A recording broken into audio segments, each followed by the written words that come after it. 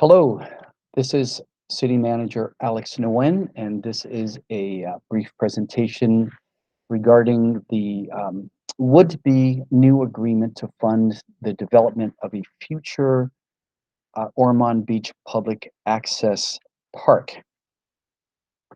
So as a quick reminder, this is the power plant at Ormond Beach, operated by a company named Genon.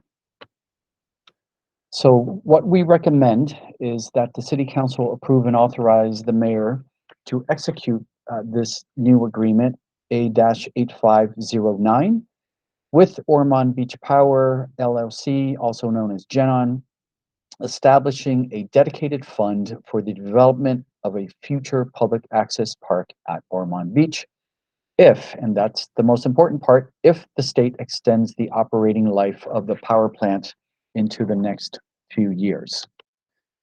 So, brief background. The Ormond Beach Power Plant is currently operating under an extension that was mandated by the state a few years ago, and that extension period is started in 2021 and is running through the end of 2023. So during the term of that extension, we were successful in negotiating with Genon to establish a $25 million trust fund that can be used to dismantle the power plant once it is decommissioned.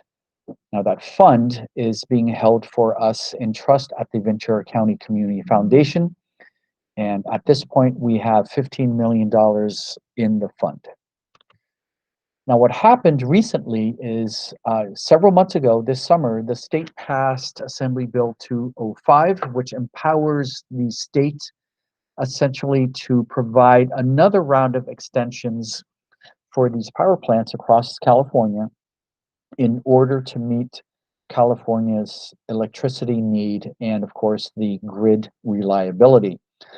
Now, just last month at its September 30 meeting, the SACWIS, which is the acronym for the Statewide Advisory Committee on Cooling Water Intake Structures, had their meeting, and they had published a report that basically they're going to make the recommendations to the higher authorities in the state of California to have another round of extensions. In both the staff report and this presentation is the hot link to that SACWIS report. So we saw this coming, especially when AB 205 was passed. The writing was pretty clear on the wall at that point. So we've been working with Genon to discuss should there be another extension that we would like to have another fund. And what we've come back with is that they would be willing, if the extension is mandated, and again, we believe it will be, that they would set up another fund for us, specifically to build a public access park for Ormond Beach, and specifically one that provides genuine coastal access, not just the legal access, but the ability for residents of Oxnard to actually get down to Ormond Beach. And this would take place after the plant closes, and most likely would take place at or next to their current property. So the parameters of the agreement are very basic. It would be between $5 million and $10 million, depending on the number of years the extension is mandated. So we don't know yet how long the extension would be. It could be 1, 2, or 3 years. So during the term of the agreement, they would make monthly deposits to the city, and we would restrict those funds for the stated purpose of the agreement. Now, most importantly, if this happens, if and when the state makes the mandates, staff would return to the city council to have the council pass a resolution specifically to restrict such funds for its intended purpose. And again, here is a photo of the power plant. At some point soon, this will be decommissioned by the state of California, and then we have the funds in place to actually dismantle it.